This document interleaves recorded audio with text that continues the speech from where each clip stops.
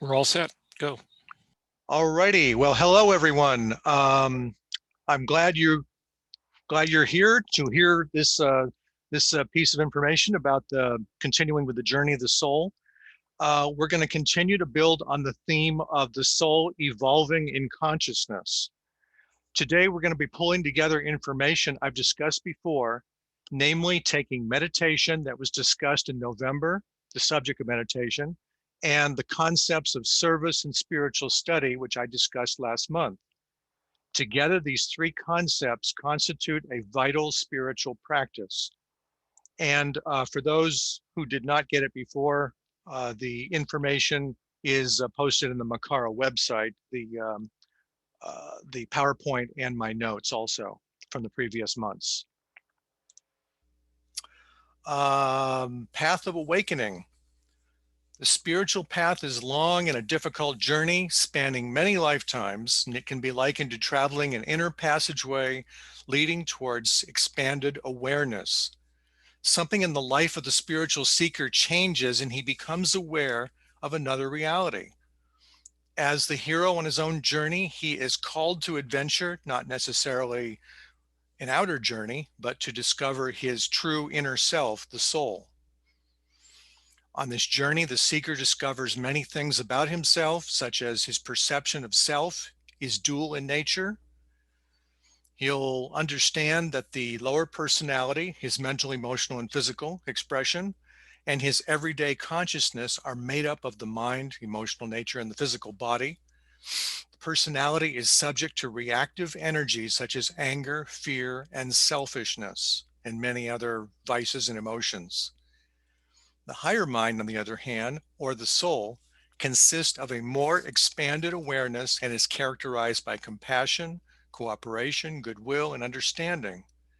By knowing of the soul's nature and through aspiration, the spiritual seeker develops a yearning to be like that, or like the soul. To know and dwell in the soul's consciousness, the personality realizes he must discipline himself by purifying his lower nature of selfishness and anger as he learns to block these as he learns these block direct energy experience of the soul's nature. During purification, the personality learns to create balance between the light and dark places of his consciousness. He realizes that it is his own selfish will that must ultimately give way to full realization of the divine will. By identifying with the soul, his personality changes and it becomes more decentralized and impersonal. Later on the paths of probation and discipleship, he learns to let go of individuality and identify with the greater needs of the group. To do this, he embodies the higher values of cooperation and goodwill, and his connection with the soul will deepen. With this experience of the soul's nature, he is obliged to care for his fellow men at all levels of humanity, such as working through or within the 10 seed or service groups. This leads to a life of active service, or what Alice Bailey called world discipleship. Choosing the right path. The path is about acknowledging that you are consciously choosing to evolve in consciousness. Spiritual practice gives you the means for accomplishing that. How can you choose the spiritual path that is right for you? One of the great misconceptions that spiritual seekers have dealt with to this very day, regardless of culture, is that there's only one path to God. Up until recent times, participating in your religious practice and culture is what you did. You participated with the family and integrated into your local community by saying, I am a Christian, a Muslim, a Jew, a Buddhist, a Hindu, and all the culture and history that comes with that. But perhaps this spiritual practice no longer fulfills your spiritual needs and can't answer basic spiritual questions like, I feel there's something deeper, or what is the purpose of my life? Or even, what is the best spiritual path for me to know God? An interesting answer to the question, which spiritual path I choose, is that once you become spiritually centered in yourself, you will naturally start moving toward integration of the mental, emotional, and physical parts of your nature. Spiritual path is about discovering who you truly are. If you are sincerely open towards discovering who you really are, then you may find that more than one teaching can provide spiritual nourishment. With the mindset of seeking the highest truth, you will see that it can be presented in various forms. For example, Buddhism, Christianity, Judaism, and Islam have similar understandings of compassion, giving, and service. This can draw you to connect with the teachings you need. So this path that you evolve into, having no name in particular, will eventually help you to recognize that it's your specific spiritual path. Note, in all that I'm saying, you don't have to give up your particular religious beliefs, but that your spiritual practice can enhance it and give it meaning. Through your practice, you will learn to be attached to turning into the highest, or be attracted to tuning into the highest wisdom of the teaching that you're studying. There are many great spiritual paths and teachers from all traditions, and you can show and deepen your own wisdom. In your daily practice, you can learn to cultivate that deeper connection, or that deep connection with your inner soul essence. Let your higher self or the soul be your source or guidance, healing and sense of unity with all your life experiences. A spiritual practice will give you confidence of what truth and meaning means to you. With this insight, you will learn to directly connect with the higher self or the soul. I'd like to open it up now for any questions anybody has, or maybe would somebody like to share which spiritual path they have chosen?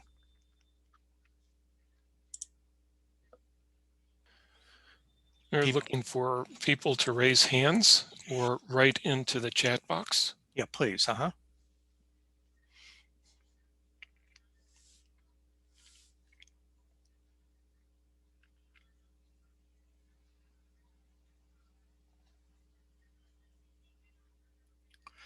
So the concept here is that you may have a Buddhist practice, and you're going into some deep ideas, Buddhist, or it can be a Jewish practice, working with the synagogue or certain teachings, whatever.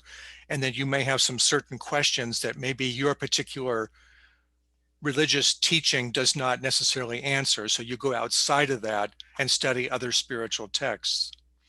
Does anybody have any experience with this?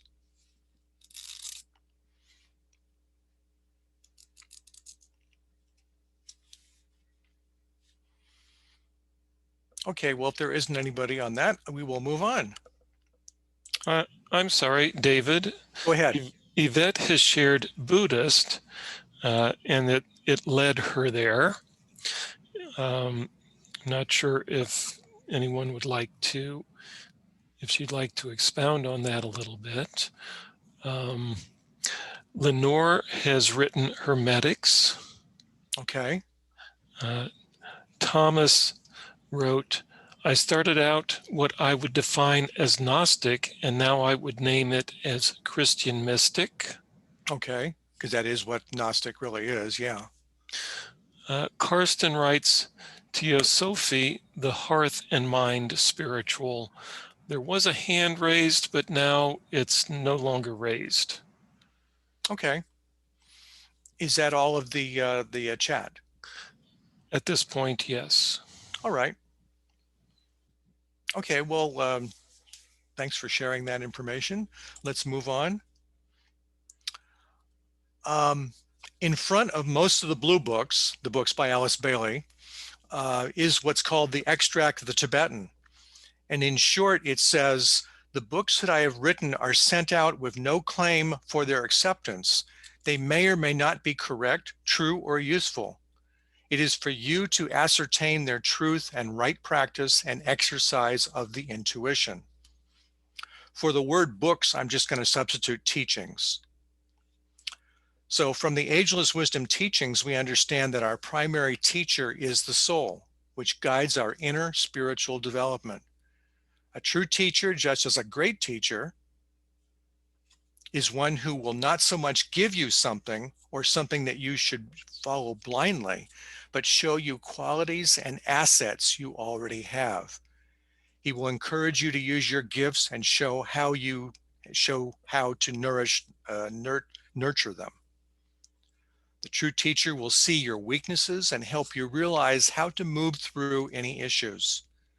For this discussion of who the true teacher is, it should be stated that there are two basic types of teachers.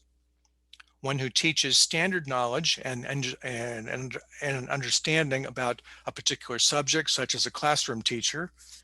Here the intellect is served, but probably does not nurture you on deeper levels of being. The other, the spiritual teacher or mentor, will be one who can help to show you your own pre-existing nature, skills, and abilities, and that you must heal yourself in order to know yourself. This is not to say that the spiritual teacher does not impart wisdom and knowledge, but the subtle difference is that knowledge is not the goal in itself. Teaching from a spiritual teacher or mentor can simply serve as a stimulus to your mind, to your own spiritual unfoldment.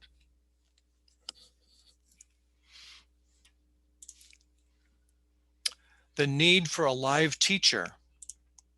For some, the desire for a live teacher can be as distracting as one's own desire for life itself. As you, the spiritual seeker, begin to move on the path, you may become excited that you are growing, learning, and being attracted to this or that teacher or teaching. When this happens, it's important to ask the following questions. What is this teacher or teaching imparting? Does it feel valid or right for me? What are my initial impressions? Are the spiritual teacher's students enamored with the teacher's personality, or are they following the teaching? Ask, how do they respond to him? And does he require devotion and complete surrender? What is most critical here is for you to go within and compare that with what you've heard or read and with what feels right for you. These questions should invoke your intuition as the most trusted tool for discernment. Through this discovery and searching process, the teacher or teaching will eventually reveal himself to you, the seeker. It's also important to keep in mind that you may have the goal of wanting to resolve whatever problem in your mind or astral body. For this, you must eventually learn to seek out answers alone and be your own teacher.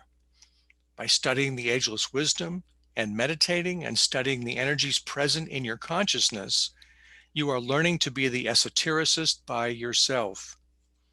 By your sincerity, you are attracting the right teaching to yourself.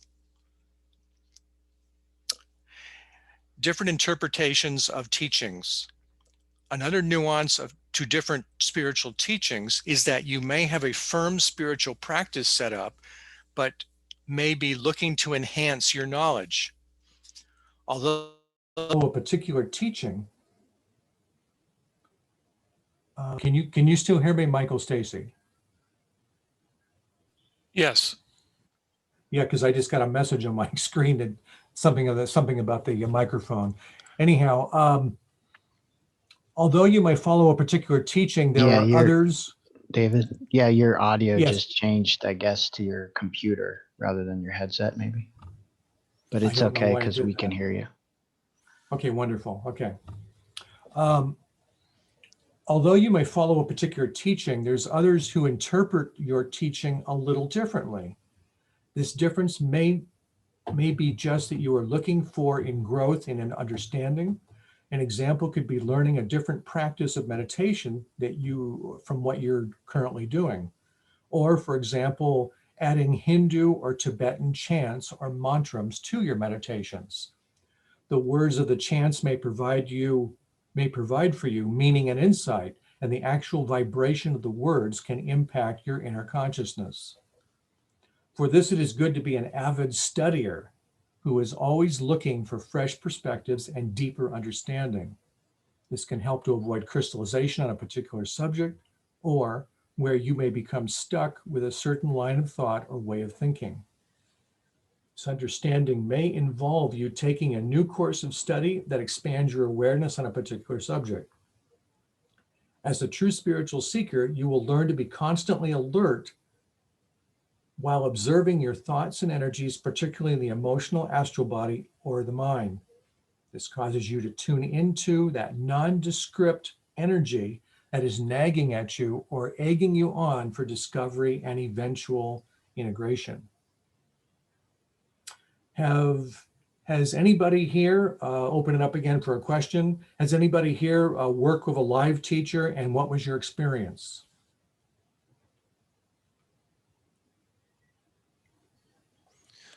Heike has written, a spiritual teacher, also the inner teacher, gives hints, and then we have to work it out for ourselves.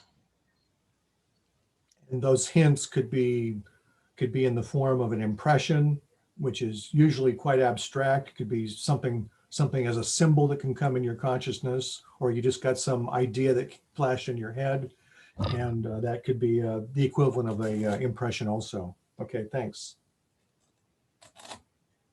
Anybody else? Kim has written, yes, I have worked with enlightened teachers and still have one. Okay.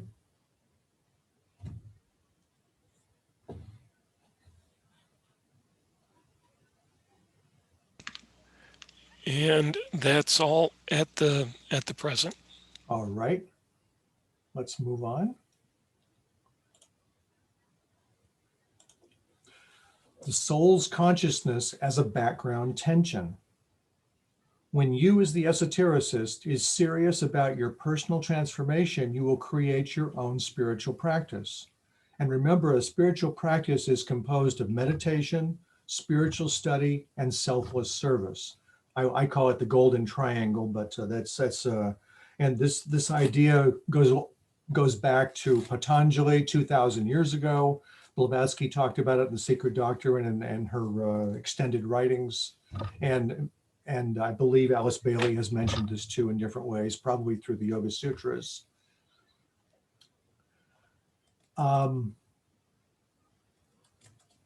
So you will eventually see and understand that the path is best understood as an inner journey that leads you to realizing your true identity, that is, as the soul.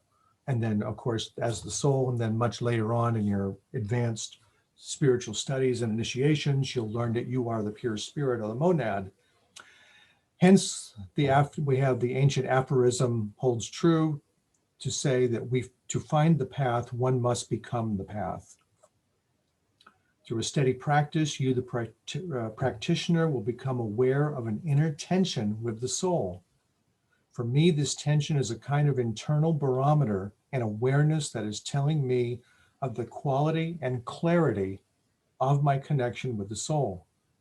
The tension exists as a background energy, always present, and has a livingness-like energy that you are wanting to embody and become. For a definition of livingness, you can see the terminology and concepts handout, which is available on the Makara website. I do a little bit more extensive description there. Basically, it's the consciousness of the soul, which is present in your consciousness. And as much as you are present, or excuse me, much as you are aware of that presence, it becomes like an awareness. And that awareness is like a tension. It's like something substantive you can actually tune into and feel and sense and become.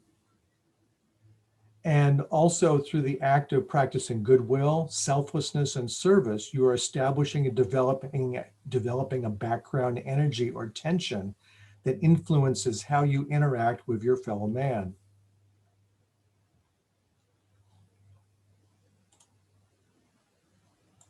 The three pillars of the spiritual practice, as I mentioned, it's composed of meditation, spiritual study, and selfless service. The combination of these three allow you to unite the body, the mind, and the astral emotional part and the soul together into a working relationship or unity. At some point, you will realize that there is no separation between what you know, how you perceive yourself, and the actions you take. Combining these three aspects, the gradual process of study, meditation, and selfless service allows you to come to recognize that your thoughts and feelings are, in another vocabulary, as energy and force, that these bring you to the realization and expanded awareness about the nature of your existence. Let's briefly review the prime ingredients of a spiritual practice. Meditation. As you know, there's many traditions that have their own practice and understanding about meditation. For this talk, a major concept I want to impart is that daily practice of meditation is a critical part of developing and integrating the soul's life and energies with your personality. This is done by directly connecting you with the meditator, with the soul through your higher mind, with the purpose of expanding your awareness and consciousness. Meditation introduces you to a new way of thinking and perceiving, with the purpose of developing the mind on different levels. For my talk in November, which is all available on Navmakara, much more detailed, I mentioned that meditation is based on the premise that our natural state of mind is calm and clear. Meditation is a means to train your mind to settle into this state. Your first purpose and objective for meditating might be that you want to feel good or achieve some respite from your agitated mind. To do this, you need to slow down and experience the mind in its natural state. It's also the concept that the natural state is it's always present there, and that all the obstacles we have, all the thought forms, the agitations or irritations, whatever, lower emotionals, those are blocking us from experiencing our natural state. When we see whatever the mind is abiding or focusing on, such as anger, desire, jealousy, or even peace and love, stillness and peace, that is where our conscious awareness is. As you think on a topic, such as a simple thought form or feeling, you give it energy, hence the expression, energy follows thought. As a reminder, a major goal of meditation is to integrate your threefold personality, expand the mind, and have a direct awareness of the soul. The other two ingredients of a spiritual practice are spiritual study and selfless service. For spiritual study, studying spiritual texts stimulates the deeper levels of the mind, namely the intuition, which you are developing in meditation. In your quiet, reflective time, you learn to use your thoughts and feelings wisely by asking questions about your purpose and discovering deeper parts of yourself. Think of it as providing you with a well-rounded spiritual education. If the seeker looks for teachers and teachings outside of himself, he will learn through meditation and spiritual study to develop the tools of discernment and discrimination. The intuition will aid in realizing that any teacher or teaching is ideally only showing you truths about your own inner realizations and knowingness. For selfless service, it is more than the action of just helping others. It's an attitude of right motive and right effort, guided by the soul, that I, the server, will take everywhere I go. With the right attitude and motive, I discovered service can also be a vehicle for allowing the intuition to flow. With regards to selfless, the seeker must let go of all things that bind him to separation and release the "it's all about me" consciousness. The Ageless Wisdom teachings instruct us that the heart must be open and that we should not perform service in a manner that the personality thinks it should be done. With right motive in mind, the server will approach a situation to serve with an open heart by practicing harmlessness, selflessness, and seek no reward for his efforts. Creation of a spiritual practice can also be understood as a form of self-leadership, as you are taking control of your own life through your mind, heart, and actions. This will naturally unfold as you express spiritual values such as cooperation, goodwill, and develop a sense of responsibility for all that you do in life. After a firm integration with the soul happens, you will be naturally open to a greater group awareness. You will learn how to become the hands and feet of the hierarchy and contribute to fulfilling the plan. Any questions on this or any other subject? Again, looking for hands raised or comments written into the chat box. Okay.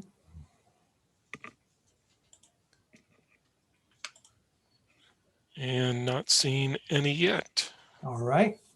We'll move on. Goals in a spiritual practice. Here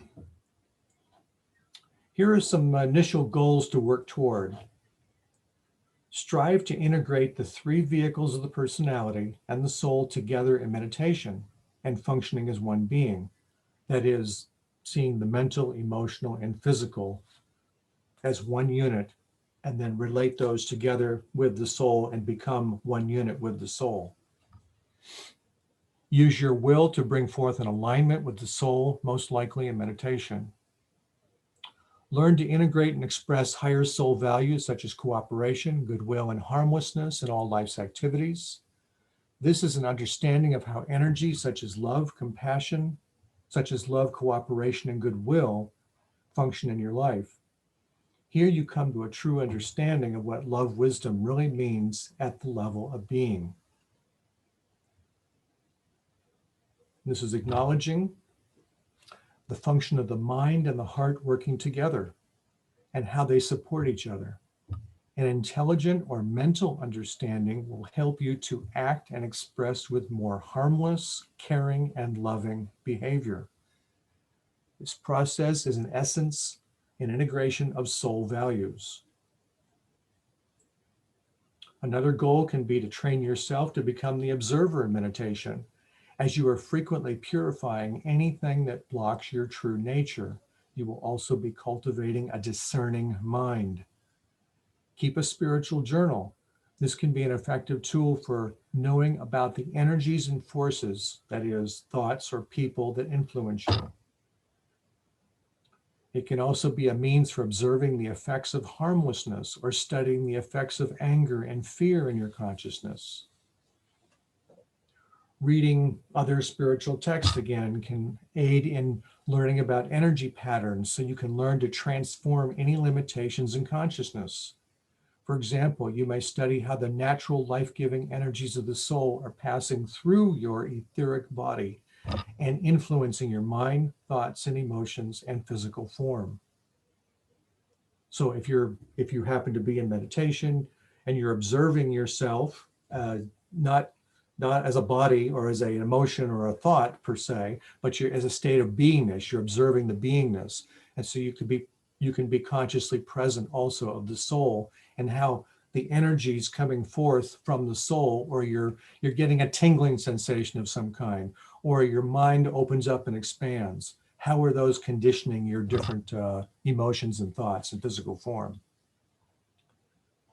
Another goal could be in discovering how the spiritual path requires you to become consciously aware of your own duality. That is, as a soul and a personality, as separate. With an understanding of the ageless wisdom teachings, you develop a realization and commitment to live and express the soul's wisdom in all that you do. Personal desires will gradually give way to the greater needs of the group and humanity.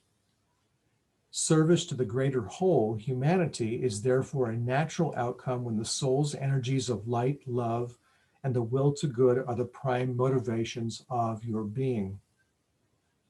A more advanced realization, you will come to recognize you were part of a particular ashram.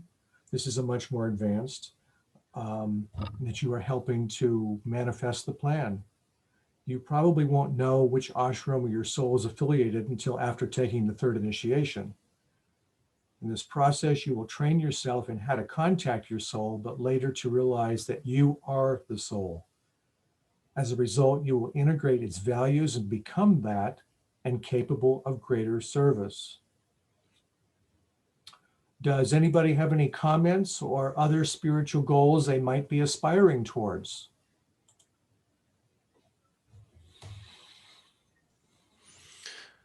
again, looking for hands raised and or comments written into the chat box.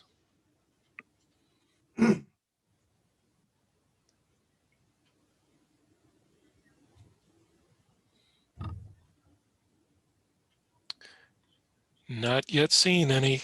Okay, we'll move on. We'll move on. We can always field questions a little later. Nurturing the practice. The spiritual path is a path of self-discovery in which you, the seeker, learn the truth about the spiritual makeup of your personality and about your higher self, the soul, and being the soul. It is not only a path about self-discovery, but for learning to embody and act out spiritual principles. The process of spiritual unfoldment allows you to know your potential as a co-creator with the divine. To participate in this endeavor, you must awaken to the fact that your spiritual practice is a discipline, and it must be nurtured and cultivated to foster learning and expansions of consciousness. A focused practice will help you make this a reality. We know that each expansion of consciousness, so-called, you as the spiritual seeker comes to experience different recognitions of awareness deep within your nature. An effective spiritual practice will reveal to you who you are and who you are not. This is a nod to the spiritual axiom, know thyself, on all levels. On a practical level, there are many benefits to a spiritual practice. The seeker learns about the basic energies of the lower 18 subplanes of consciousness that are common to all people, such as fear, anger, and selfishness. In time, will you learn about the importance of training yourself to become the observer and cultivating a discerning mind. You'll learn that in order to connect with the soul, that certain conditions must be met, such as needing to purify the thought and emotional life. Each person who has identified or defined his own spiritual practice will have his own means and tools for discerning what's right for him or her. But in the end, you must honor that connection and take responsibility for who you are.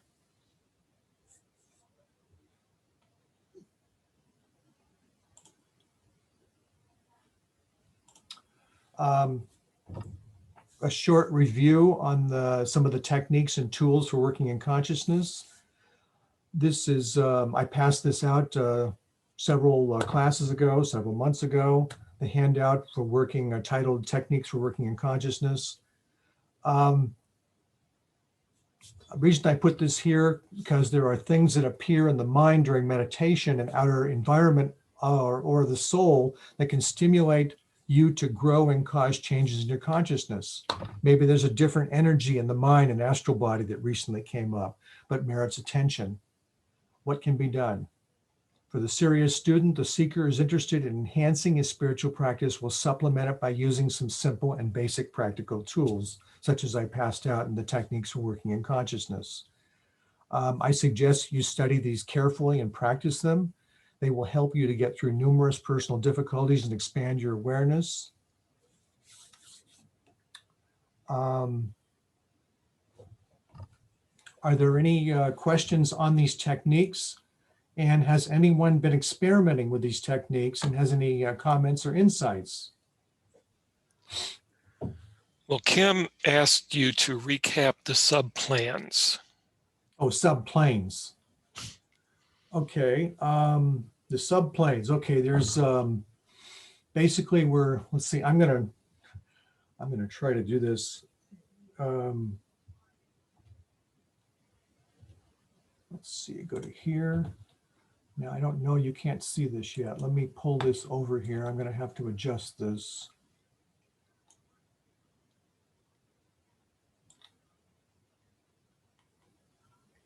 Now you can see the full Constitution of Man chart here, is that right? Yes, we can. Excellent.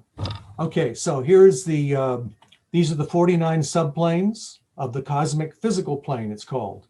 And within this, there's 7 different planes here. Each plane has 7 subplanes. That means 7 times 7 is 49. So there's 49 planes and subplanes together. The majority of humanity, and I'll put myself there too, of course, exists down here below where you see this dotted line. They exist down here in what's called the lower mind. And this is what we call also the concrete thinking or concrete mind.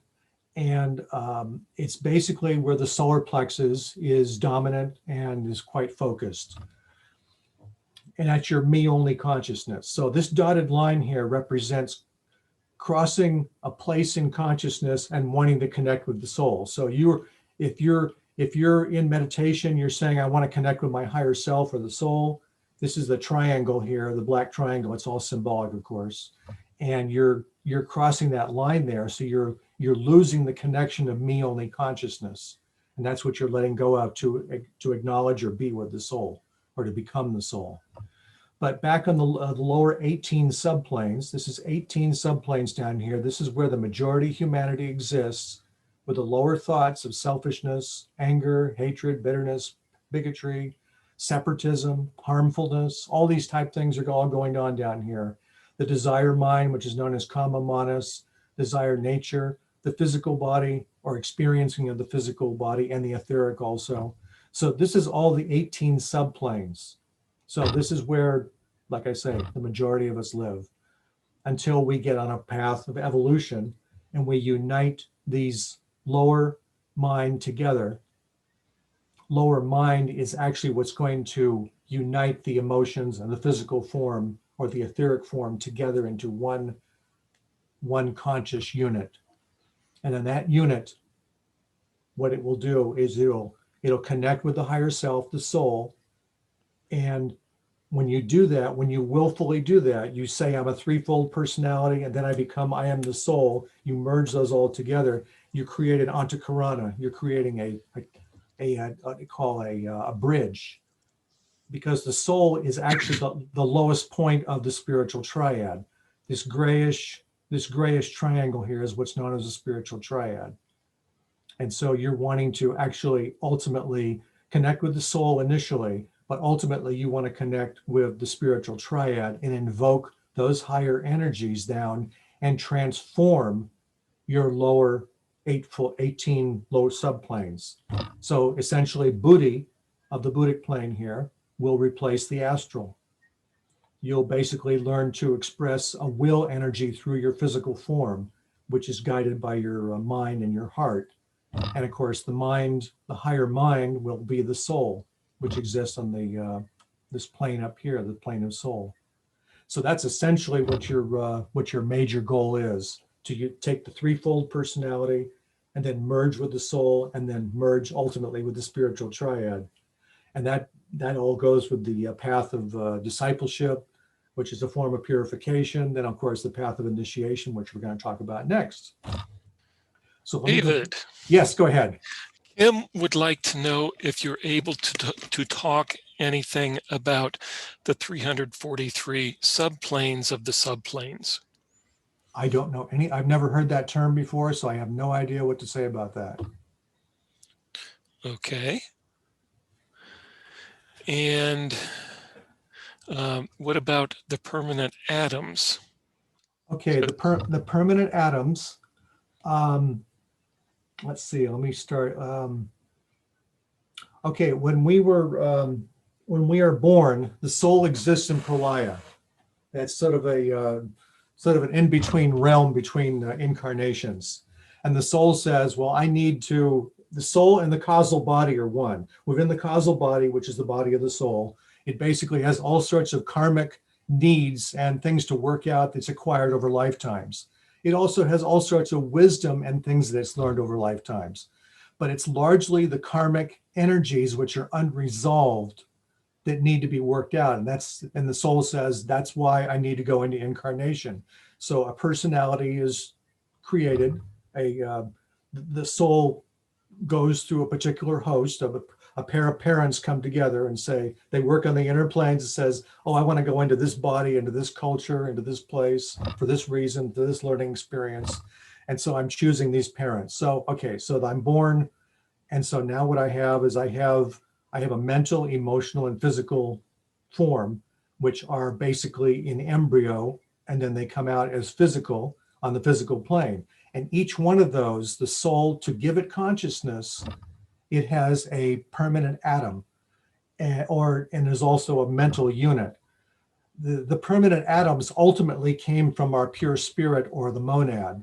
And the monad, long ago, millions of years ago, according to the teachings, told us that, basically said that it wants to have a full conscious experience on all the 49 planes of the cosmic physical plane. So it created the soul to have this experience. And so that's what we have. And on each of these major planes, like on the spiritual plane here with the Atma, we have what's called the Atmic permanent atom. We have on the plane of the intuition, we have the Buddhic permanent atom. The mental, we have the Manasic permanent atom.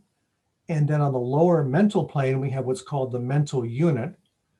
And then we go to the astral emotional, then we have the astral permanent atom. And finally, on the bottom, according to what we visually see here with this two-dimensional chart, we have what's called the physical permanent atom.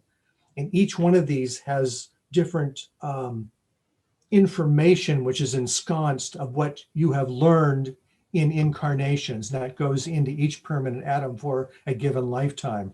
And then and when the person dies, obviously the life thread, the sutratma, is withdrawn back to the soul, and it takes all the permanent atoms back into this back into the causal body, and it's stored there in pralaya until the next incarnation with all the wisdom and all the karmic things that are worked out.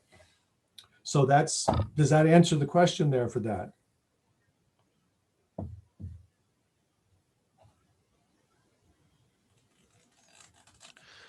Kim writes, thanks. Okay, very good. Okay, so let's go back to our talk, and I have to readjust this here now.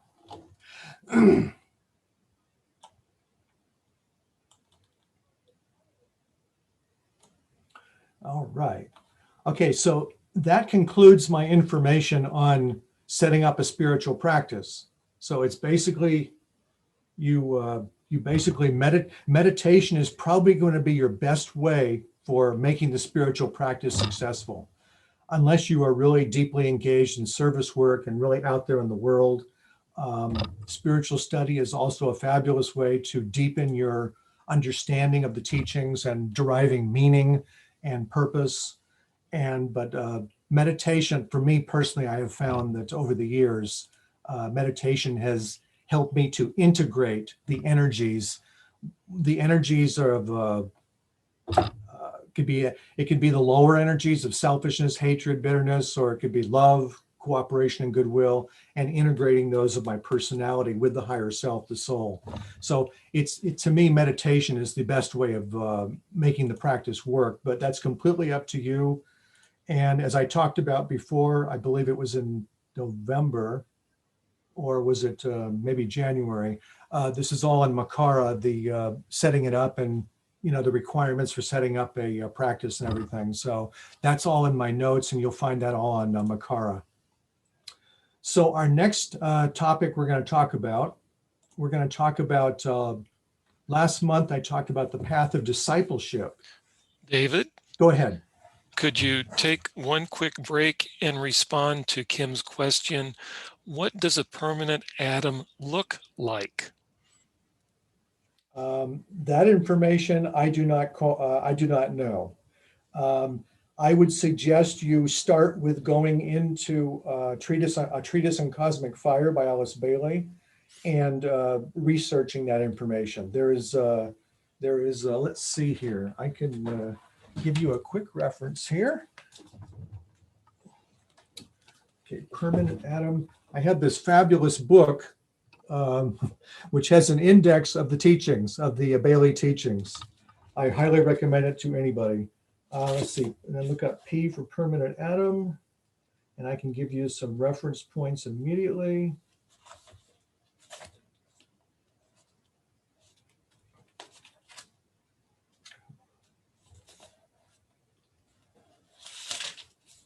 David, could you give the title of the book again, please? A treatise on cosmic fire is I'm talking about the reference.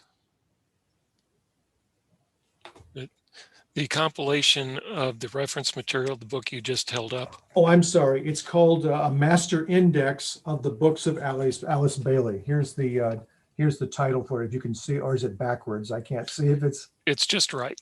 Is it right? Okay. And this book is like I say, it's a master index. It has all them. If you look on the back of any of the blue books, you're going to see an index there. And basically this index is compiled into one book. All the indices are all compiled into this one book for reference. And so you're going to find reference to the permanent atom in many of the books that Alice Bailey put together. Off the cuff, I would say, like I say, a treatise on cosmic fire, probably a treatise on white magic. Let's see, probably the Tibetan will make reference to Discipleship in the New Age, volumes 1 and 2. Esoteric Psychology, volume 1 and 2. I mean, there's numerous places where it's listed in different contexts. So moving on, the subject of meditation. The subject of initiation. There we go. Last month, I talked about the path of discipleship, and it's instructive for you as the esotericist to know about the background processes happening in your consciousness as you move forward on the path. We discovered that the major goal of the 6 stages of discipleship has not so much to do with purification of the lower threefold personality or even building the Antakarana, but with deepening a personal responsibility and intimate connection with the ashram. It happens concurrently with the stages of discipleship. Now, I talked about those last month, and you also have a handout for the stages of discipleship. I believe it's in the chat at this moment, or you can go to the Makara website and see it there under Journey of the Soul. Now, the path of initiation is more about the individual spiritual transformation of the individual, or a demonstrated mastery of a particular stage, and is characterized by a distinct expansion of consciousness through numerous experiences. With this philosophy and path, there are 4 distinct initiations or learned phases to complete prior to becoming a master of the wisdom. Every initiation is by definition a rare event in the experience of the soul and takes place over a long period of time. They represent mastery of a particular stage and is characterized by a distinct expansion of consciousness and awareness. To complete each stage, the aspirant and later disciple merges his consciousness with the soul to become the initiate and to go through the various trials to make the process learned. The actual process is called initiation. This means that the initiate will have mastered the qualities and requirements of each phase, but must stabilize and hold in consciousness this newfound understanding. Of course, there's no actual graduation ceremony in a worldly sense, and you do not receive a diploma. It is your personality consciousness that is transformed. It becomes at one with the soul and your group, and indeed all humanity benefits. As each stage is mastered, the disciple initiate grounds the new energies through all that he does in daily living. His mind expands and he embraces a new outlook and cycle of activity. This is truly what Christ Jesus did 2,000 years ago, as well as all the great saints and masters through the ages. But it is not a time for gloating. Your own personal reward is reflected in those major changes that take place on deep levels of your consciousness. It is a time of great purification, great suffering, and great joy as you are letting go of attachments. With every expansion of consciousness, you will be entrusted with greater responsibility, and your capacity for service will also expand. There's an interesting nuance here that as much as you expand your consciousness, your mind becomes more aware and more sharp, or I should say it becomes more powerful. You sort of have like a, I hate to use this term, but it's like a spiritual confidence you had to developing in yourself. And so therefore you can speak with authority, or you can speak from a place of direct knowingness. Perhaps you may call this gnosis, or direct experience. And so you're coming from that space. So there's a form of power in that. And so there's a responsibility that you know that you're coming from that space, you know that you have this power, and how are you affecting other people? What is your impact on other people's consciousness or your environment? There is a caution I always put out here too when I'm talking about this subject. It is recommended that the serious student of the ageless wisdom does not place undue emphasis on the subject of personal initiation. We are not working toward completing the processes described here, but we will accomplish them sometime in the future. However, too much focus can cause distractions in consciousness and even result in glamour and distortion of the teachings. So, and I believe there was in the front of most of the Bailey books, there's the extract of the Tibetan, which I referenced earlier, and the Tibetan himself, who is known to be a master himself, a master of the wisdom. He said, I'm at a particular degree, or I'm an aspirant of a particular degree, and that tells you nothing. Well, that's typical of what we should be representing here, is the idea of not talking about what stage we're at. Somebody says, oh, I'm at the second level of this or doing that, or I have achieved this mastery in consciousness. Well, that's all well and good if you keep that to yourself, because you're basically glamorizing potentially with that information. So it's good to know. You can document that in your spiritual study, like in a evening review or a journal. That's great, but it really is not necessarily to be shared with other people. So I'm going to review now how each initiation relates to the unfolding discipleship and service. Now, this may be interesting to say too, that during the path of initiation, the stages of discipleship are concurrently happening too. That is, when I talk about the first initiation, the person to achieve the first initiation, which I'll go to shortly, the person is working at certain levels of purification. And that refers to certain stages, the early stages of discipleship, and so on. When we get to the second initiation, it will also be talking about certain other more advanced stages happening too.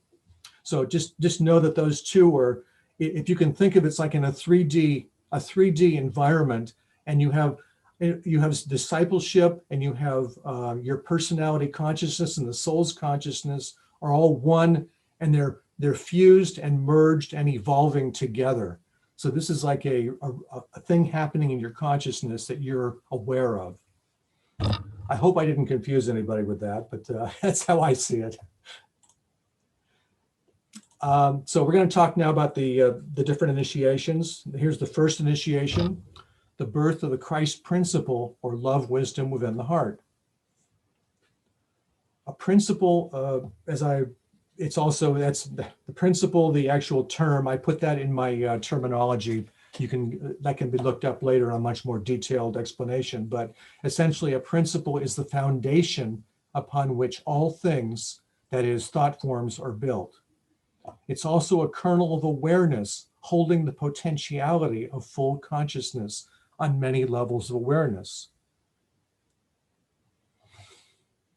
We understand that the soul gains a relative control over the physical body, and its appetites, addictions, and cravings are largely contained.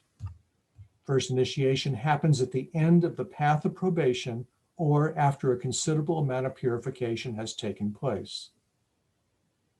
During the first initiation period, the heart center becomes vivified, basically opening, thus creating sensitivity to the Christ force, which is expressing the energy, what we call love wisdom.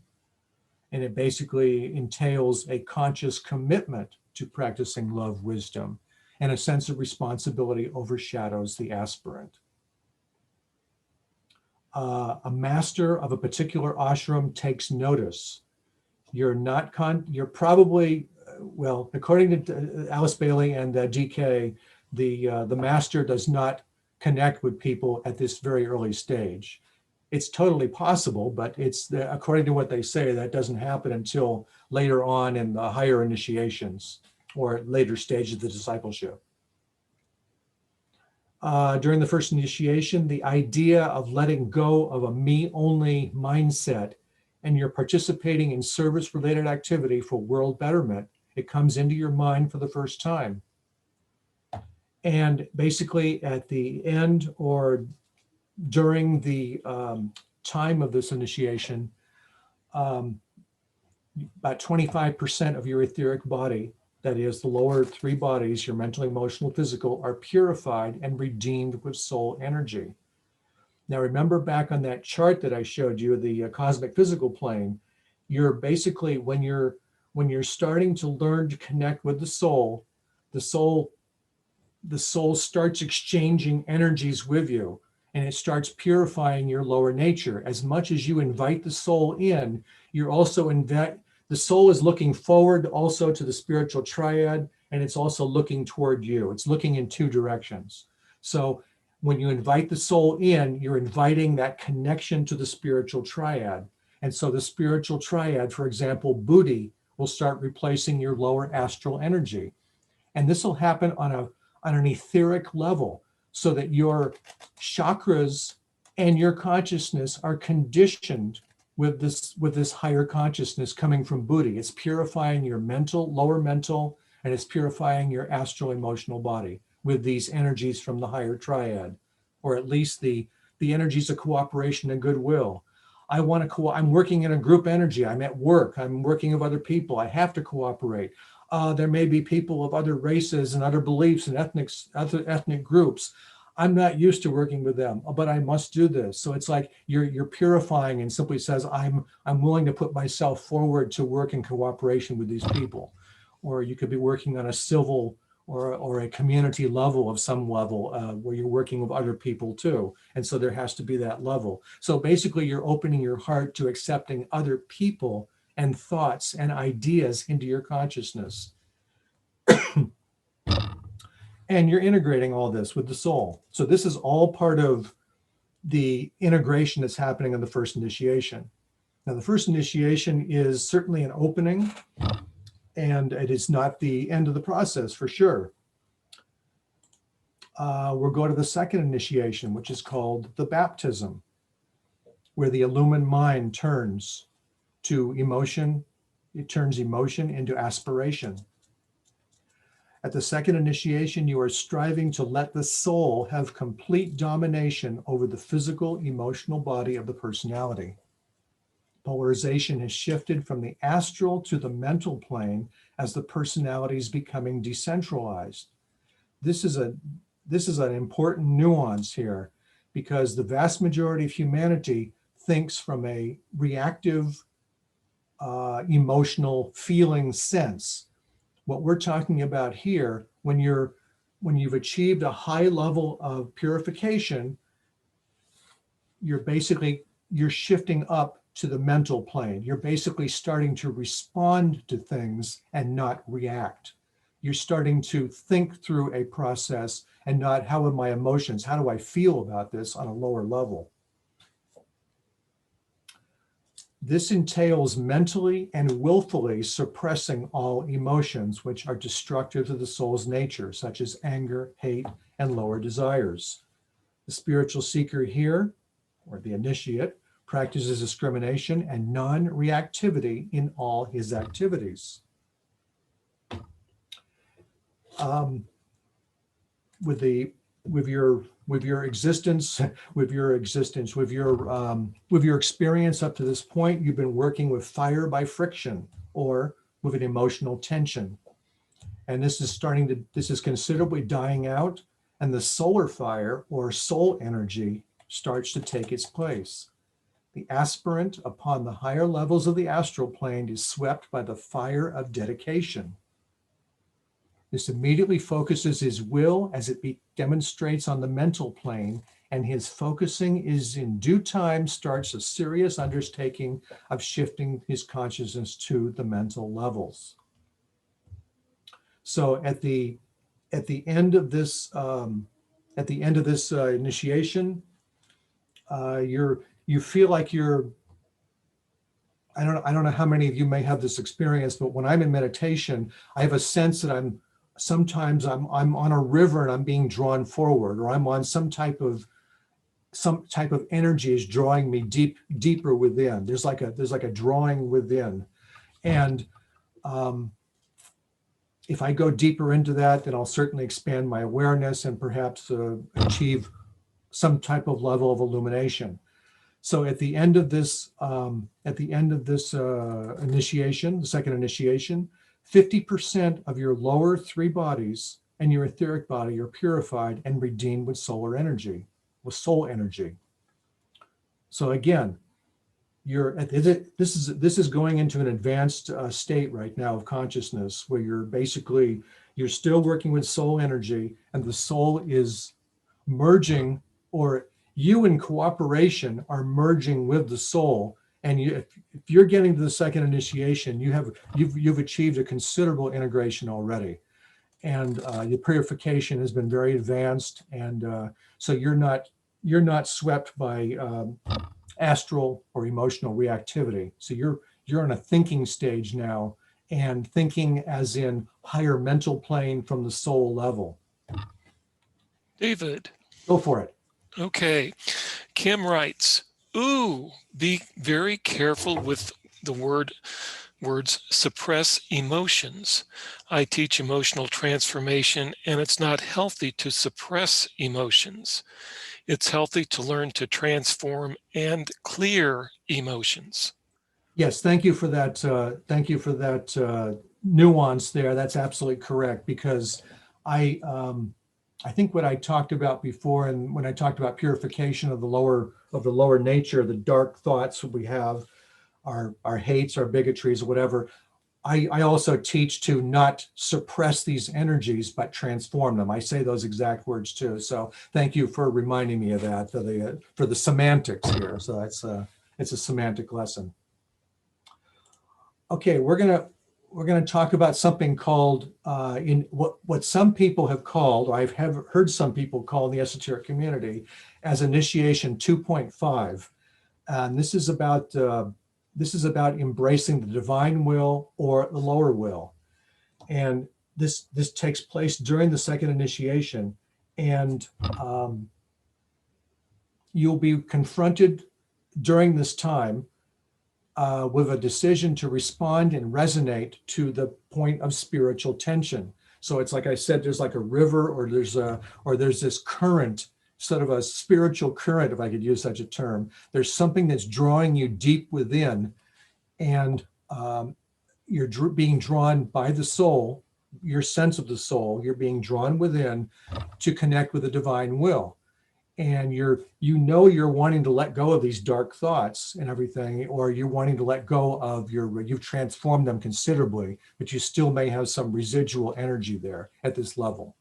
So just know that you will not be able to pass to the next stage of discipleship or the third initiation until these are resolved. Okay, so now you have here at what I'm calling Initiation 2.5, you are challenged to transcend the path of least resistance, or the pull of the selfish will. From the handout stages of discipleship, if you'll note under stage 4, the chela on the thread, the draw of the ashram is powerful, but the disciple can still choose the path of selfishness.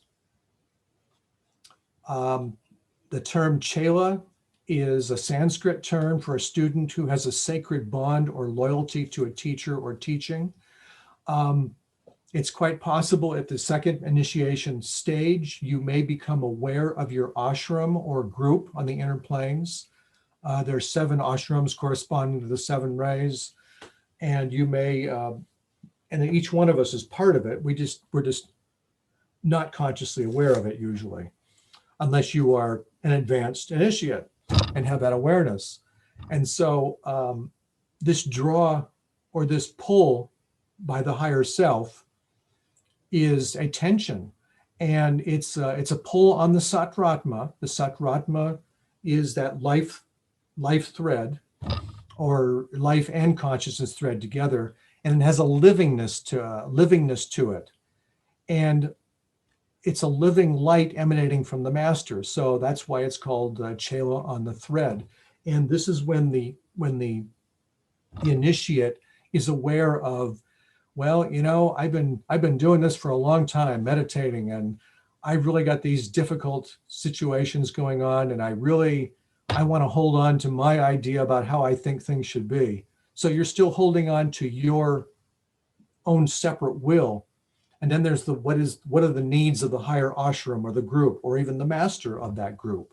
And the master says, well, I need you to let go of this and embrace the higher divine will, or the higher will of the group that I'm wanting you to become part of. You become aware of this. I have not got this to the point yet where I'm aware of this, but this is what the teaching says from Alice Bailey and from DK. So what you're doing, you're basically sensing the tension from the ashram and or the master. So let's go to initiations 3 and 4. The third initiation is considered to be the first major initiation in the eyes of the hierarchy or the master. Between the second and third initiations, spiritual evolution is sped up. The disciple esotericist has stabilized his emotional astral nature. That's basically going to be the most difficult thing for the disciple or the initiate to take care of, is probably his or her astral nature. So the shift focuses up to the mental plane, as I said. The emotional vehicle acts as a great reflector of love, intuition, and pure reason emanating from the Buddhic plane. So what you've done, you basically, through your inner integrations with the soul, you basically connected with the Buddhic plane. This is a very advanced level here of consciousness and achievement in what you've done in your threefold personality, merged it into one, and then you merge with the soul. So the soul is all one together now, and you've achieved a stabilized consciousness, basically. The third level initiate has the first glimpse of the plan, and he understands what his, quote, higher spiritual purpose is. The personality is emerged in the radiance of the monad for the first time and acts on its impulses. 75% of the etheric body and lower three bodies are purified and redeemed with monadic energy. So all the permanent atoms, all the lower atomic plane submatter of the etheric body is all purified with monadic energy. The mental vehicle operates freely through the intuition and perceives reality, not illusion, as inner vision is awakened. The concept of brotherhood and sisterhood is sensed, and the person knows that there's no separation with my soul and your soul. The mental vehicle operates freely through the intuition and perceives reality, not illusion. The monad and not the soul initiates evolution from this point forward. So what that means is the monad becomes the dominant higher self in consciousness, and the soul steps aside. The soul exists because you still have need to be in form, to be in evolution, to still have karmic experiences, but and you're still part of the cycle of rebirth at this point. But you're now basically illuminated from the spiritual triad. The Atma, the Buddhi, and the Manas are radiating through your being and consciousness. At the fourth initiation, which is called the Renunciation, the challenge of this initiation, ironically, lies in completely letting go of the soul and the causal body, as the initiate experiences a complete merging with the monad. And the reason this one is considered to be a very, very painful time for the soul is that That's just it. The soul has to let go of its causal body, its complete vehicle for experiencing life on the lower planes, the lower 49 subplanes for that matter. Then the soul and the causal body are discarded, they're destroyed, as all remaining karma has been burned away. You no longer have to be an incarnation anymore unless you really want to. There's a full demonstration of the intuition, the use of the abstract mind. The higher divine spiritual will completely replaces the mental, emotional, and physical natures. This results in a great fusion and a release from life in the world of dense matter living. The causal body of the soul is destroyed, like I said, and the cycle of rebirth ends. The initiate becomes then arhat and master of the lower three worlds, basically the lower 49 subplanes of the cosmic physical plane. Short time later, he takes whatever short time later might be. This is all from DK and Alice Bailey. The fifth initiation to become a master of the wisdom takes place.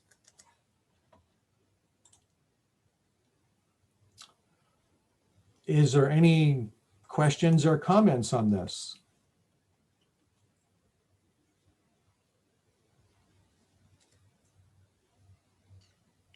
I'm looking. Okay. No hands yet.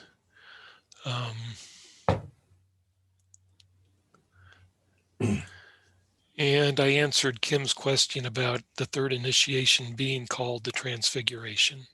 Okay, sure. Okay.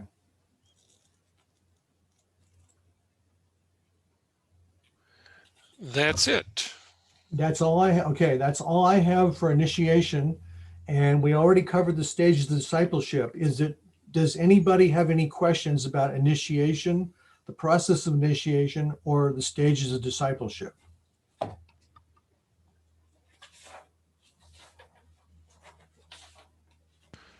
Raise your hands right into the chat box. We like working together in learning. Sure.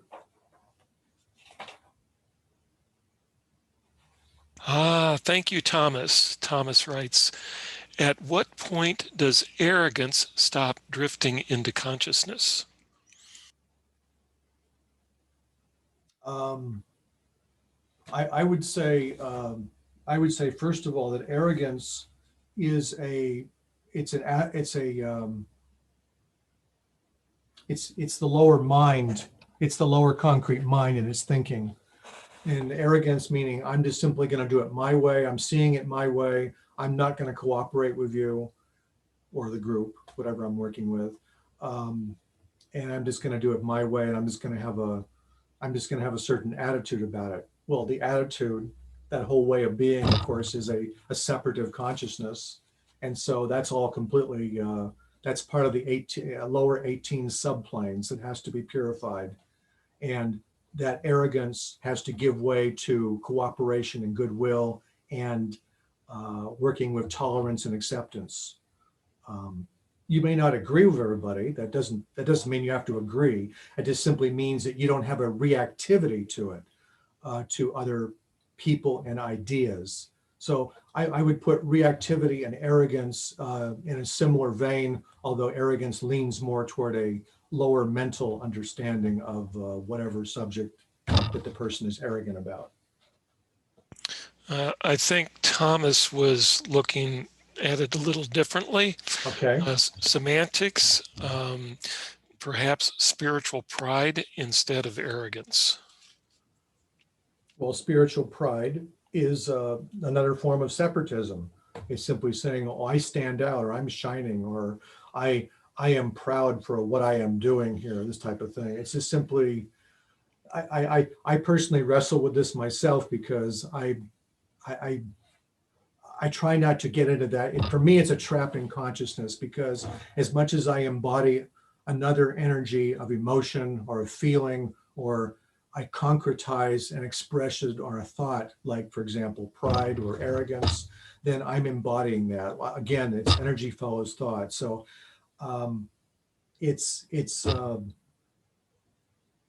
we have to understand that everything that we are ultimately doing is a form of service to the higher self, and the ultimate higher self is the monad. And so fulfilling the plan, fulfilling the needs of the ashram.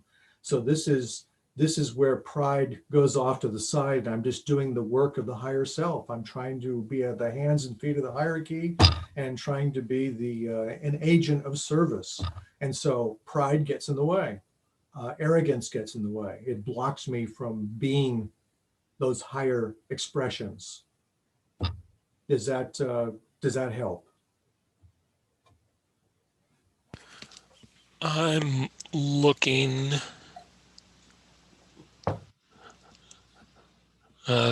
Thomas hasn't responded to your answer. Okay. Oh, Thomas now has said, I'm viewing it a bit different, taking pride in doing the work. Okay. I would say that to me, it seems to me that there's a nuance of pride. There's a nuance on the understanding of pride by saying, well, I'm proud that I'm going to be standing aside and standing separately from you and saying I stand out and I'm more superior or some capacity, or no, I'm very proud this is happening, and I'm very, to me, it's like the word pride on a higher level can be, I'm pleased or glad that something can be taking place. Yeah, I suppose it can be it's a form of energy and semantics here also together. And Thomas is writing, it seems like a response of coming through the tough times. It's not superior, but it can be distracting.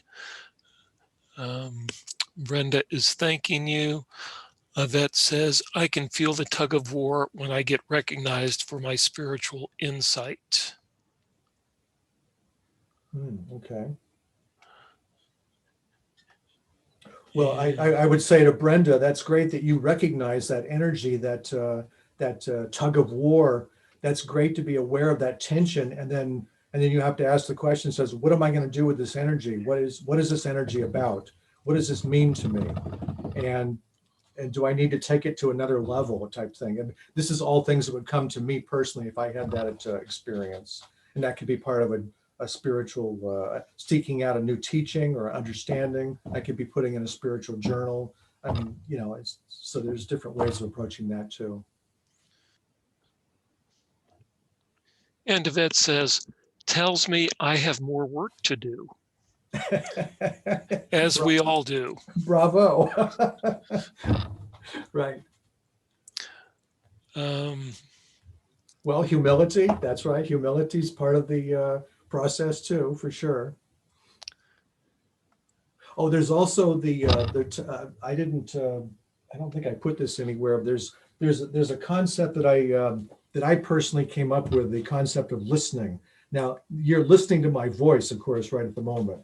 So I'm not talking about listening on the physical plane ear level. It's not just hearing sounds in the physical plane, but it's the establishment. I'm reading this from my own glossary that I wrote, but the establishment of a constructive state of mind. For the esotericist, this involves stilling the lower mind of thought and feeling to become aware of impressions and impulses from the soul or the master. So you're basically stilling the chatter of the mind. This is a major accomplishment. There's milestones you accomplish when you're in meditation, and one of them is to still the chatter and to stabilize and create a stable level of consciousness so that you're aware of thought forms, you're aware of dynamics going on, your awareness of your own pure awareness. And so through the power of listening on a deeper levels, you're learning about the teachings you're studying, and you can invoke the intuition. You can learn about obstacles that need to be removed. You can learn about any drawbacks you might have, of course.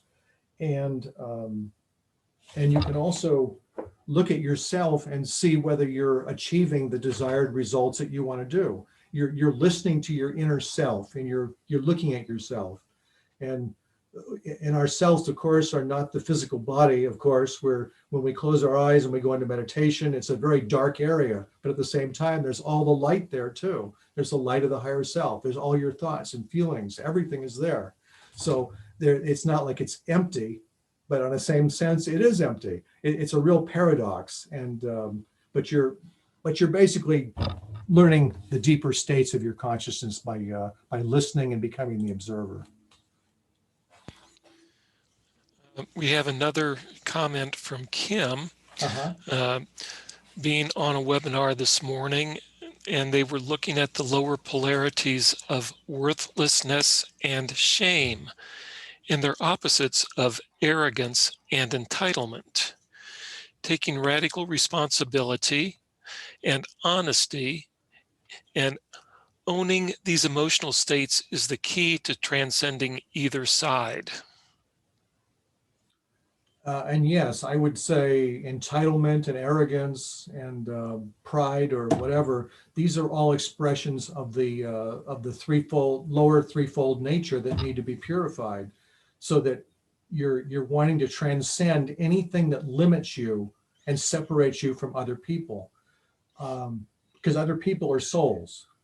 They're other living beings, and so they're all part of humanity. So when we separate ourselves with our words are actually thoughts verbalized, or they're written down, or we identify a thought energy in consciousness, and we say, "Oh, I am arrogant." So therefore, you're thinking that, and you could even be on the level of feeling. I think there's a level of feeling with that too, I presume. And then the same with pride or hate or selfishness or whatever, any of these lower energies. And yes, they all have to be transformed. And that's part of our process, is recognizing that, so we can work toward unity and oneness, the brotherhood and sisterhood. And Vivian is responding to some earlier comments of yours, writing, would joy be the higher aspects of these? Oh yes, definitely. Joy is a quality of the soul's consciousness. It's to me, joy is an expression of oneness, where there's no separation, where you're not pushing anything out. I'm in joy and feeling. I'm mentally analyzing this, but joy to me is it's a sensed oneness together also, and it's an openness of the heart too.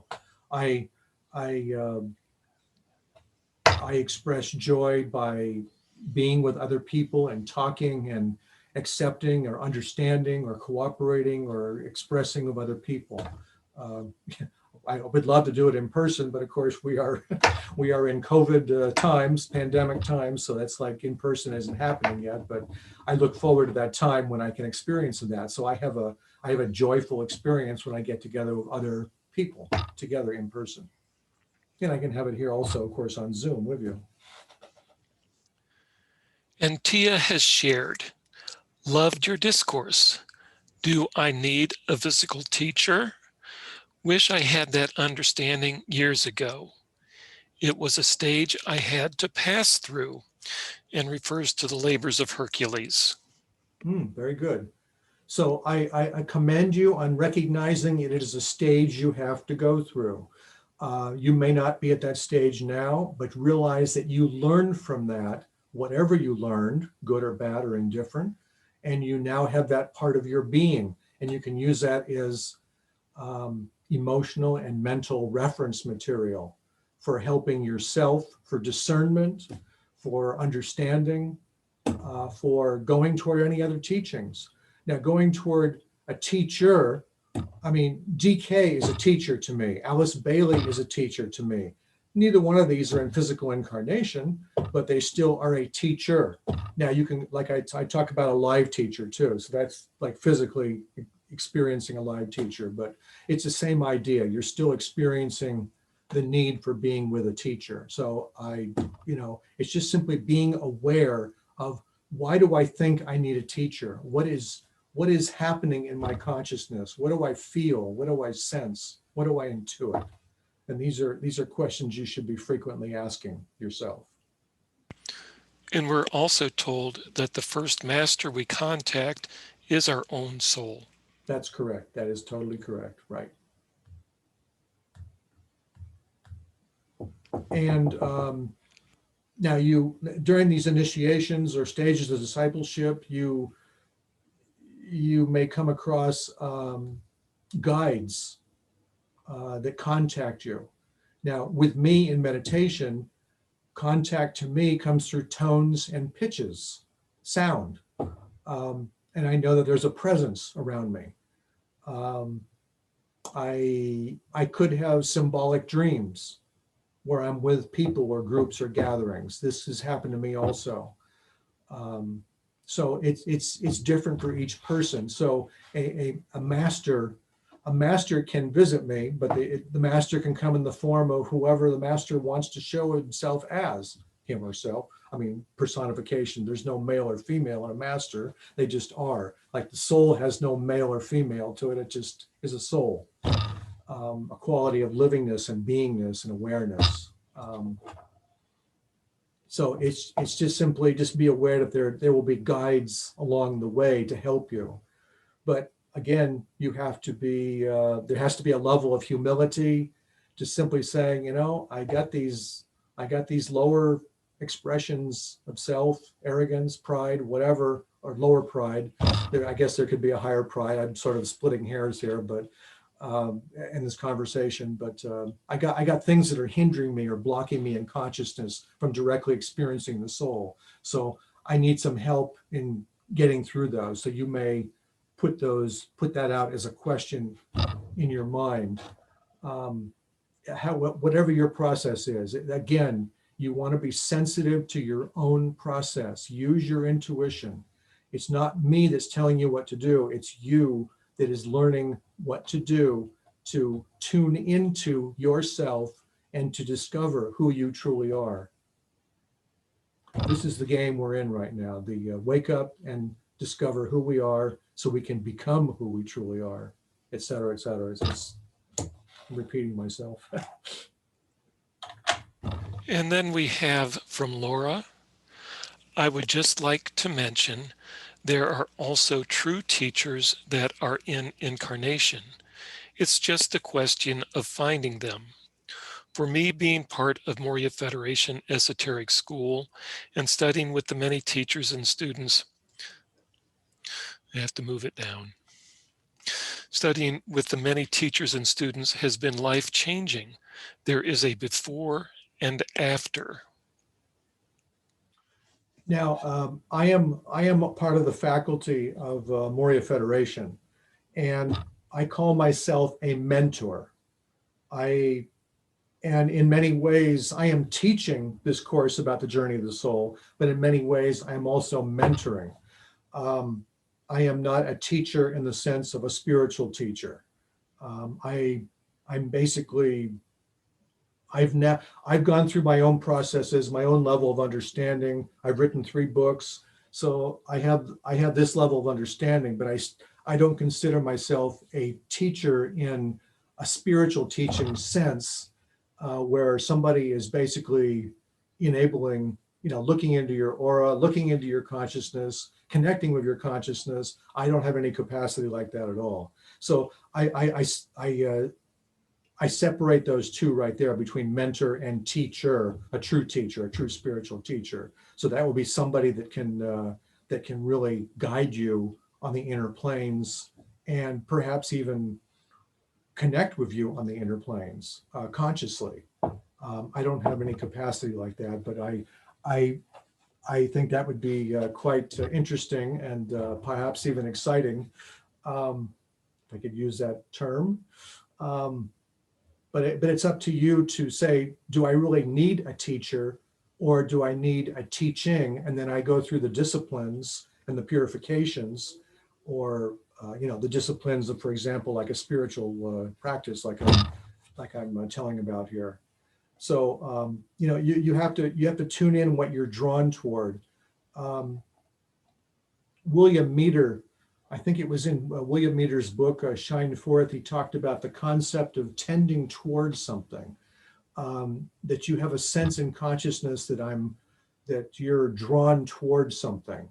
You may be drawn toward a certain teaching, like I talked about earlier, or a teacher, or you want to hear the quality of the way the person talks, or you want to hear a particular music, and a particular piece of music, like listening to Mozart, for example, has a certain levels of harmonies and certain levels of how the music is played, or Haydn, or some of the Baroque composers, or Beethoven. Well, Beethoven probably not so much, but for me in this conversation, but the harmonies can open up different parts of your consciousness. So again, the teacher or teaching can be used to open up different parts of your consciousness. So you just be sensitive to what you're being drawn towards, or what you're attracted towards.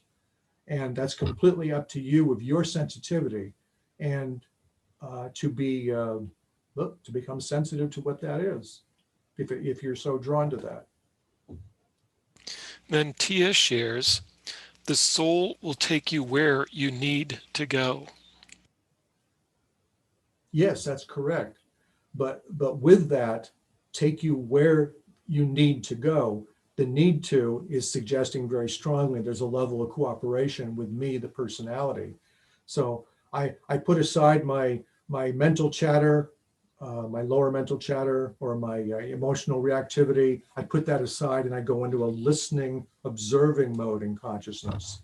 And then I can be cooperative. I can be humble and listen and flow with the higher self. Perhaps, let's see, trying to think of an example. You may be in a dynamic situation where it may not be exactly what you want to be doing, or what you want to be doing or want to be, but you need to flow with the situation. So you're using your intuition and sensing who are the people involved, or what is the situation involved I'm in right now? What does it feel like I can go toward or accomplish, or what needs to be done? So and the soul can be very present with something like that. And then you, as the personality who are participating in this emergency, or this very important situation you're in at the moment, what do I do with this situation? And you just be sensitive to that. And yes, you can definitely be flowing with it, but it's the personality that needs to be letting go. And as much as we are able to let go of the personality, saying, no, I'm the personality, I'm in charge here, nobody's going to tell me what to do. You're putting up roadblocks and separatism and saying, and this goes out psychically to your higher self, the soul in this case, and to other people too. Like, stay away, I'm going to do it only my way. So this is what needs to be let go of if you're going to be working on the spiritual path and evolving. Then Kim shares, when the student is ready, the teacher will appear. That's exactly right. That's right. Or the teaching. It can be the teacher or teaching will appear. That's correct. That's exactly correct.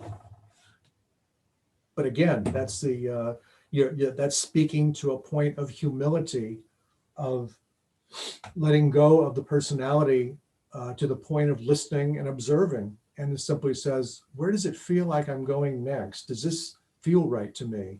And does this person or teaching feel right to me to move into it and to study it, or to become it, or should I go down this path? These are all questions you should be asking on a frequent basis, whatever you're doing, if you're going to be on the path. And Cindy writes, I agree with Laura. Moria Federation and their teaching meditations have helped me understand what I have been experiencing. It has helped me deal with fear and heal from trauma. Sure. That's great that the Moria Federation has the meditations that are helping you. That's right. I can't say anything against that. It's just simply, that's great that you acknowledge that and understand that. But know that there's also many types of meditation out there. Very on a simple level, there's guided meditations which have words in them, and there's that the person guiding the meditation, his or her voice or tone, or perhaps even attitude comes through their words. and how they speak about something or not. And then there's the guided meditation, and there's also the like a typical Buddhist meditation might be just experiencing pure beingness, and that there's no thought whatsoever. There's just an experience of pure awareness and beingness, and that's it. Those are two very basic types of meditation, and then there's millions of meditations that you can go online and Google those and get different senses of what is a possibility. And Tia shares, with all of the glamour and illusion around teachers and teachings, a level of discrimination and inquiry is helpful. And David, this kind of reminds me of, I have an uncle and aunt who were disciples of Krishnamurti. And Krishnamurti's saying was, follow the teachings, not the teacher.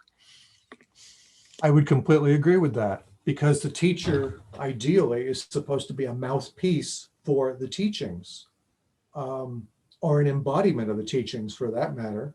But if you go with a Buddhist point of view, that everything that we see on the physical plane here is basically illusion. All the different objects you have, the computer screen you're looking at, the window, the floors, the ceilings, the street outside, or whatever, the wind's blowing through the trees, whatever. These are all points of illusion and ultimately become points of distraction, which we must transcend so that we have clear seeing about what is really happening on the higher planes, or how we might be experiencing life on the higher planes to be of service on the lower planes. It's kind of a convoluted argument, but it's basically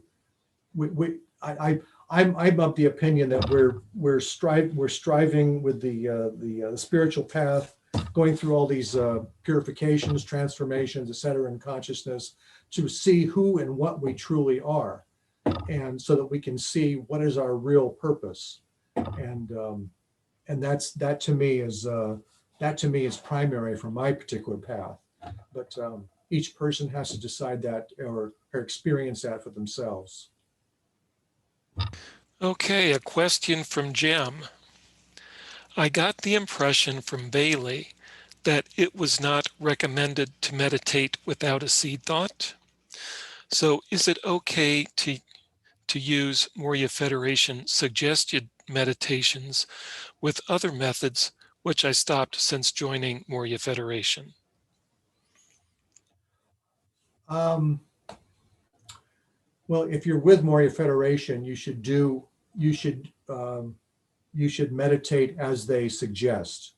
If you're with the Arcane School through the Lucis Trust, then you should do the meditations as they suggest. If you're with a teacher, do the meditations as they suggest. So it's like you're with that teaching so that you can absorb and understand and experience the teachings of which that particular teacher or teaching is trying to impart.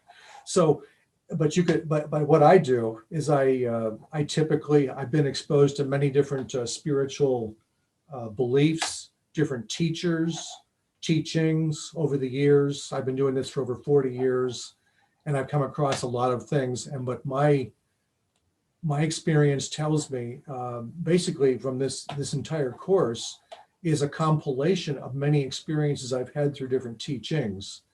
I don't have any particular, I wasn't raised in any particular spiritual path. Basically, I was raised agnostic.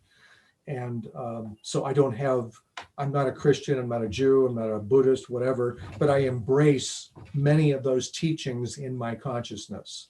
I definitely accept the teachings of Christ and the teachings of the concept of expressing love, wisdom.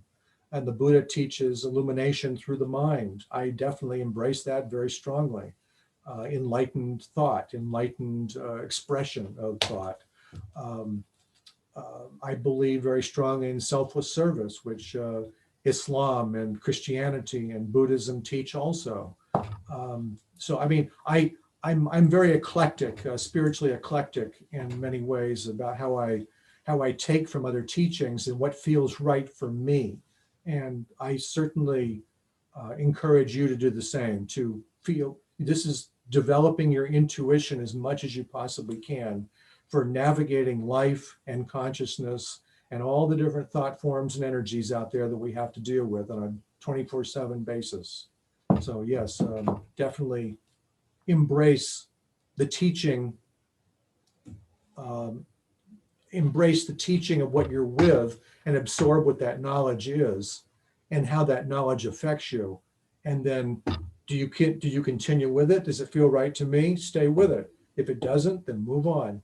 That's, to me, that's very simple and basic. The Moria Federation meditations are all with some kind of seed thought. Okay.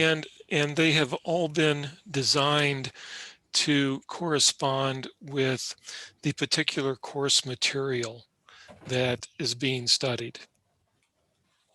Yes, and the seed thoughts, I'm trying to think. I believe that there is, let's see, seed thought. I don't have it here in my book. There are seed thoughts that Alice Bailey and DK put in the blue books. I can't think of what they are right now. I mean, there's one that I put a let's see, in the terminology and concepts. Yeah, if you go to the handout called terminology and concepts. I know you don't have it in your hand right at the moment, but I put in there some affirmations and mantras, and some of these could be seed thoughts. Like, for example, midway I stand between the angel, which is myself, and my triple form, at one with that clear light. This light is all I need. And this happens to be a seed thought which was used. I used it in the Arcane School, and it's also in one of the blue books. I cannot tell you which one of the blue books it's in, but yes, there is seed thoughts in the blue books. I don't know exactly where. That would take time for me to find that, but. Well, David, in the sections, Letters to Disciples, in Discipleship in the New Age, volumes 1 and 2, right. Each of the disciples, or many of the disciples, are given specific seed thoughts upon which to meditate. Okay. In addition to the meditations on developing love, for instance. As much as yes, there are there. That was back. It was an experiment. The DK worked with some people who were in incarnation at the time, and he worked with certain people to achieve certain results for people in their consciousness to evolve or whatever.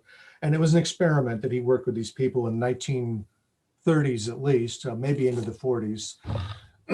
And he gave them certain seed thoughts and says, you know, ponder with this particular seed thought and embrace it and take it into heart and mind, and see where you go with this and see how you evolve with it.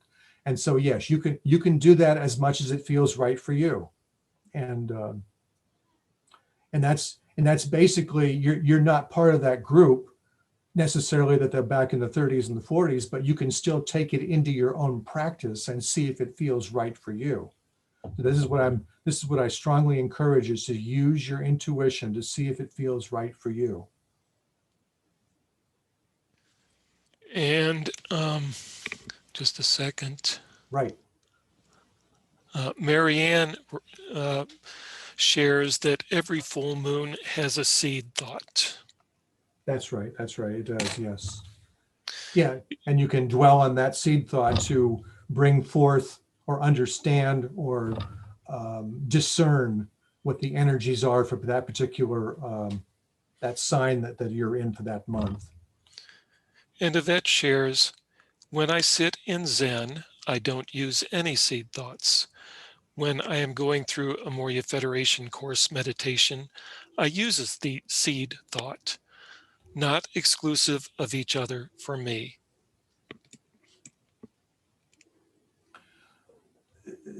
I will have I want to have a complicated answer for that, because you're using two different teachings, which is going on, which is fabulous, which is great. And you're developing the mind through the Zen meditation, which is great because you're experiencing beingness and oneness and pure awareness, etc. And then with the Moria Federation, the meditation, you're experiencing and developing your mind on other levels too. So I think I applaud both. I don't, there's nothing wrong with that, or it's actually, it's not, it's just neutral is what it is. It's simply, it's almost like the equivalent of multitasking, except that you're doing it at two different times, presumably. So I think that's just fine what you're doing there, and just follow what feels right for you.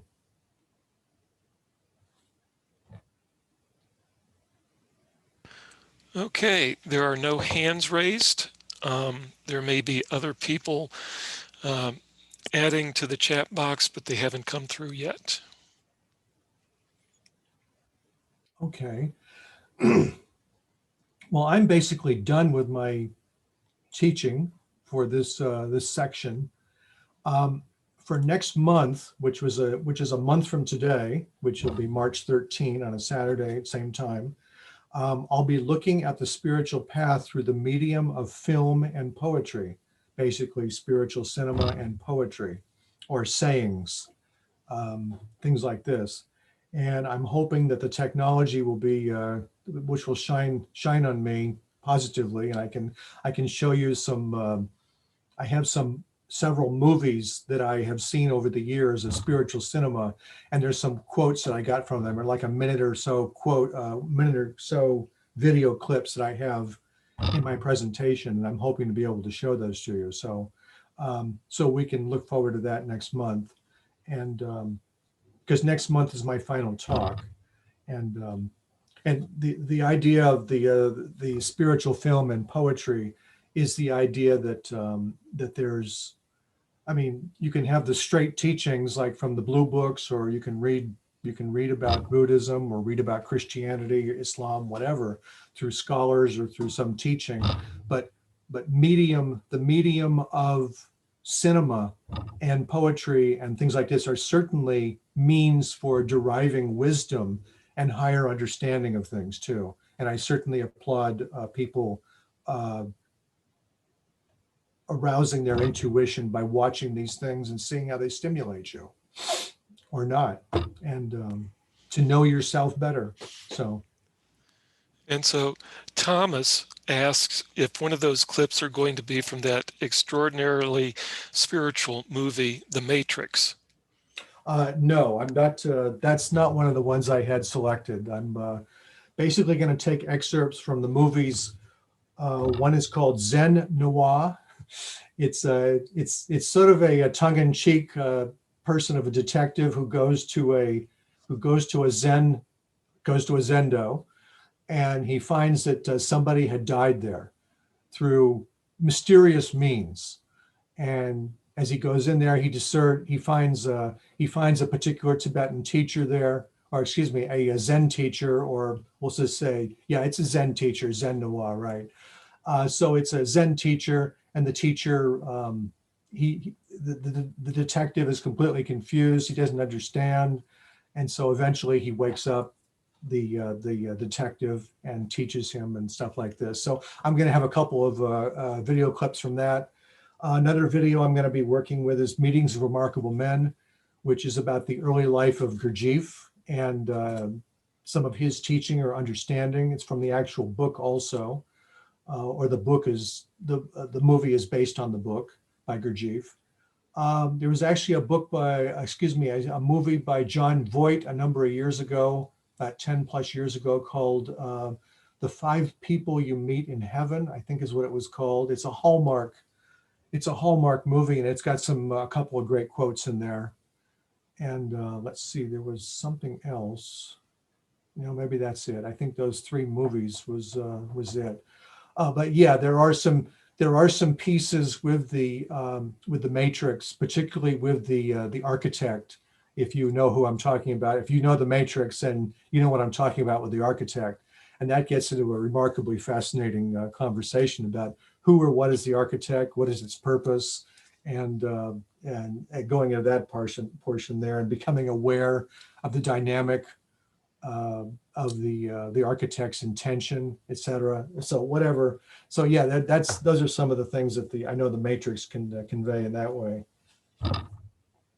Any other questions or comments? That appears to be it at this particular moment. Okay. David, Yes. something else to point ahead. out. Your teachings just reached Brazil today. There was Okay, 110 people in that meeting. great. And so they're going to be starting up this in about 2 months from where Oh. we started off. Okay, sure. Started off in October, yes? Yeah, Okay, I think so. Right, Michael yeah, Stacey? that's when I started, right? Yes, it was October. Yeah, and again, this presentation and my notes will be, I'll send them to Mike Stacey, who's hosting, and he'll send it over and he'll post it on Makara. So very soon, what I talked about today will be put on Makara in my notes and presentation, a PowerPoint presentation. So that's, unless anybody has anything else, that's all I have for today. And I thank you for your participation and interest. Okay, and Michael Crow, David, and I are going to stay on for a few minutes to talk about a couple of things, and everyone else can have a beautiful rest of the day. Indeed, Thank you so indeed. much. Take care all.